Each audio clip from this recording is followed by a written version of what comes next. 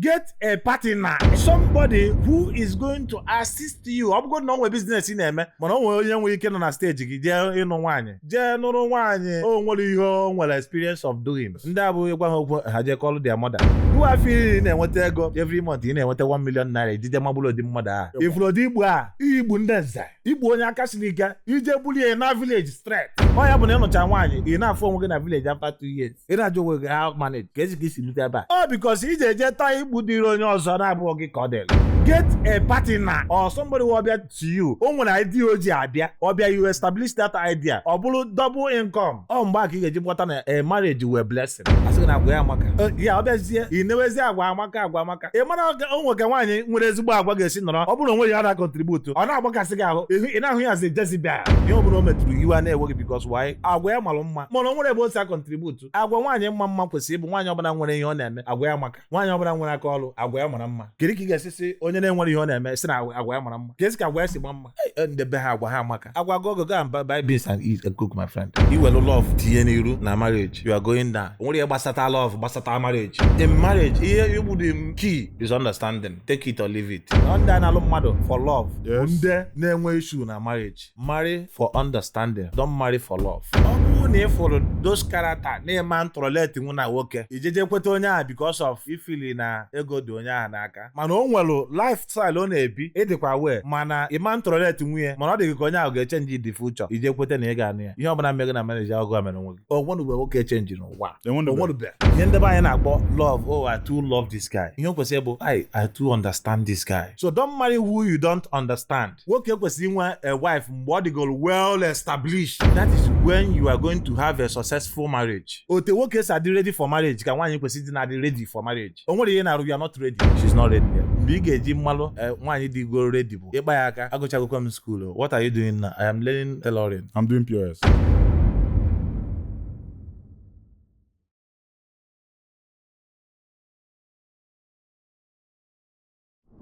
In akuzi maka marriage through your content. Yeah. First of all, can you carry the most important ingredients in marriage? For this ego, for us not love, for us not understand, for us not communication. Understanding now. Number one, highest game. Adekwa moyaka. Ye my house about understanding laka na marriage. A core flaw. If understanding in marriage, you know kwesi tight ya. We see as weak. Like understanding. That is only yours own kwesi inwe. Ego no kwa one side though. But understanding where would the key. And one understanding. Onye obona amalo your name. Because marriage deka partnership or tie no na e nwere ike bubata m na this content factory business mona gonna be nwe understanding, whether mutual understanding or written understanding. You understand? I know my contribution, you know your own contribution. All your marriage, then where's your understanding as through understanding as money will be a product of your understanding in marriage. You understand? Then love is a product of understanding in marriage. Like now ota in eme here na he must say now freak in eme because someone years about an appetite. The product. You understand? Yes. So all those things like love and question they him love wa man you take no love. Oyo mo na gwa that na is and my hunter has in na dada. You will love tieniru na marriage. You are going down. Only basata love, basata marriage. In marriage, if you basa you would key is understanding. Take it or leave it. Understanding na there's you understanding as. Then product yes love. When you understanding when I love was in here after understanding now love now come. Wow, I'm loving this. You understand? Then wow, this our understanding it will teach all nine dividends of understanding. You understand? Are you getting it? You put understanding when marriage. Like now, my wife I'm go that na when I make it wow. Like I'm see about I got me lose all lot. See about making jawalo a day in a week is my own. And I'm make myself happy. Or bully you get na your own marriage or work or you get stick to understanding on initially before na kwete no nga no onye mo na ya na bo na no amago na kwa back off from more. You understand? Because the hardest thing in life is trying to change a man. You understand? In a bo mo back off from o man I have my own lifestyle o mal ihe na eme o mal business na eme. Are you getting it? Ngwa na nchoro ije club keta o man wutie kire aga me sokwe you understand? Oh my god that na ya am na po na contribute to here ne we batara ono as a social person. person. Are you getting it? Yeah, ọ chọkwara m ga-enye ya ahụ mana m decide na m ama larụ na house mma jeli club njechakwa mbata mana ọ chọkwara ka m bee okwe before jebe mma ebekwe okwe jewere onwe m is understanding mana enwere ike ije try ya side nke gị ọkụọ gị n'isi ọma work that side because ọ bụrụ ihe unu kpakọta. Yes. So a man kwesịrị ịma understanding on well with his wife before trying to imitate somebody else. Baby girls, clock it. Umuasa, clock it. Fine girl, who told you you can't get a piece of land? Who told you you can't own a property? Come to Pine Leaf Estate and Properties Limited. Let's make your dream come true.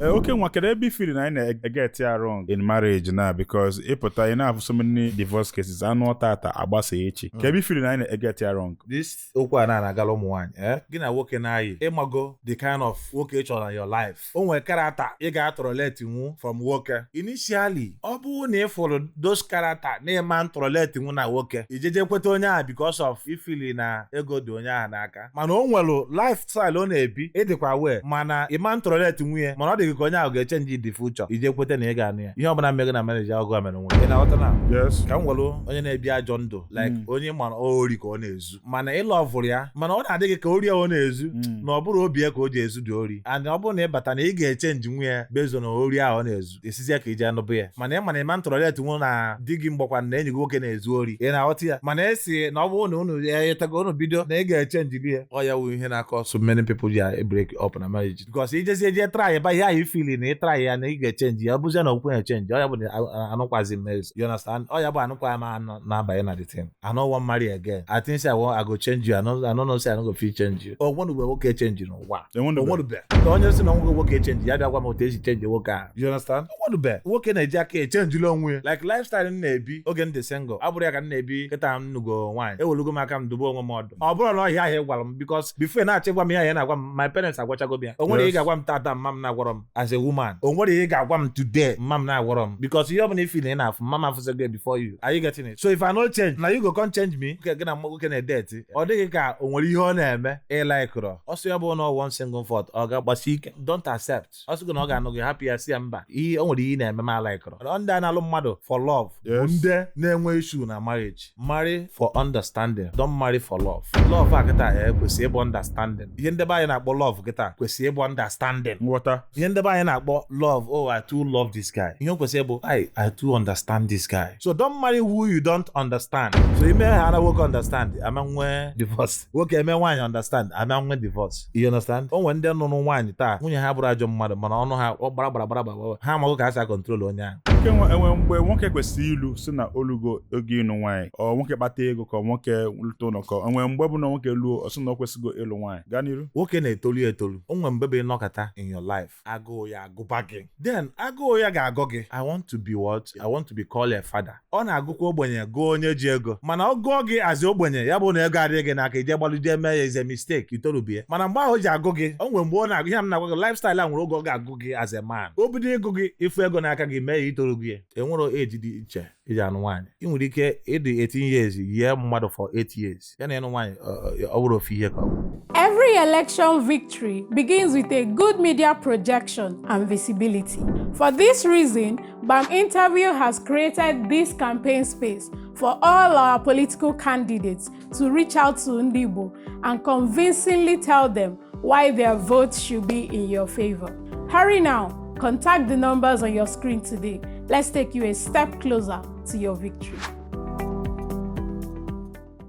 Like 18 years gị na nwaanyị bido ihe gị na na-abịa date for 8 years 9 years okay you are a family man o okay mara iri mmadụ 8 years o kwesịrị ịgba akpọ meeting ndị nna ịpụta nwa na-esiri unu ike unu enwere nwa ịghọta ka nna gwa gị nke wee eziokwu pure ịghọtago mana ihe ma mme mmadụ advice ime bụ ọ bụrụ dat na nwaanyị agụwago gị ji ya ego esi ka ije lụọ nwaanyị na itoruo n'oge oge itorubekwu ya o since you don't have money at hand you never toru the ịlụ nwaanyị nwoke kwesịrị inwe a wife mgbe ọ dịgoro well established that is when you are going going to have a successful marriage. When you are well established, you will have a successful marriage. Or else, a partner, not a liability. You mean by a partner, not a liability. Get your wife on get our wife make content online. Yes. When I okay, she's your partner. Okay. I'll put a liability to you. But no we can on a stage, no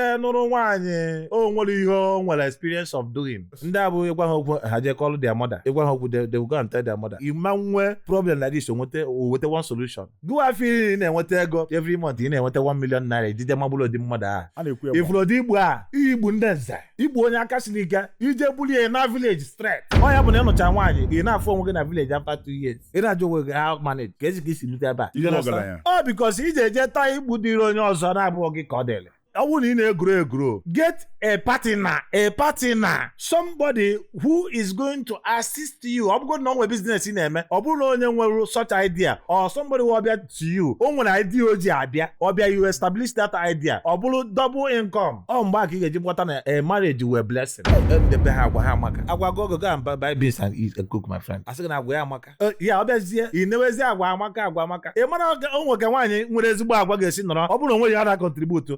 As a Jezebel. You know, you are never working because why? I wear Maloma. Mono was I contribute to. I want one mamma possible, one of them when your name, I wear Maka. One of them when I call, I wear Manama. Kiriki Gassi, on your name when your name, I wear Manama. Jessica wears Mamma. Keda was guessing your Wagwa. Nay, now one Maka is a very humble. Boy, I'll get you humble when your name. You marry, your wife is not supporting you in one way or the other. Now your business name, or they know what income that the family. Okay, you are a single man. So it's hard time and the buy, you understand? The difference between marriage and the bondage. More than a jacket, bondage in the name of marriage. In a Kowana Oyana, a bomb no wine from a poor family. About your uncle. Madam will kill the poor, man. I don't have poor in bread. Okay. In our water, Madam will kill the poor, background the poor. Financially. Financially. Man, mentally, or the poor. Oh, the workers are ready for marriage. Can one you sitting at the ready for marriage? Only you are not ready. No, she's not ready. All the go of age, all the 25, 26 years. You understand? She's not ready yet. Us at Healthy Living with Nonye Soludo has started working to ensure that no girl child in our dear state misses school or feel inferior or ashamed by establishing pad bank and appropriate education to about 222 secondary schools in Anambra State and some tertiary institutions.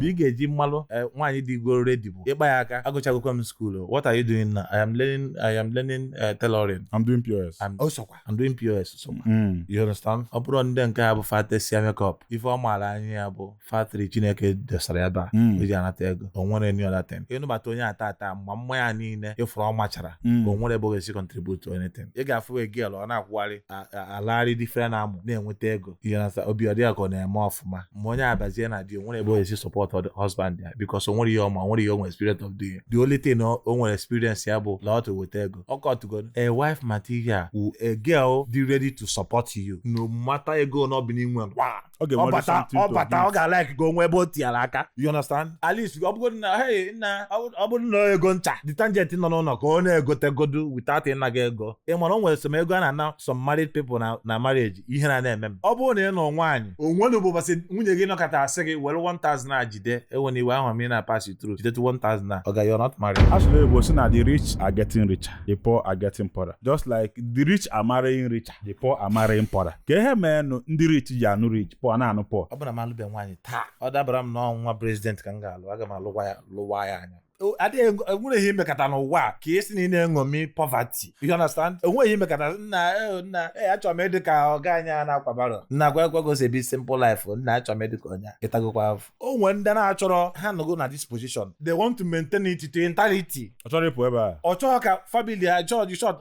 Like now, ndi egbala fa na. Wato wa until ihe na gbasatro wa po. Onwe so ya ga na poverty again. You understand? Looking at aboro ha. I said aboro ndị abụ ndị ego dị na family ha. A na-engomi such a thing. Onye ọbụla chọrọ ịbụ, everybody want to get rich, but nobody want to become poor. You understand? But everybody want to get richer every day. But no one onye ga-anọkọta sị na adịla richer too much. Achọghị m ka ndị poor. You understand? Yes.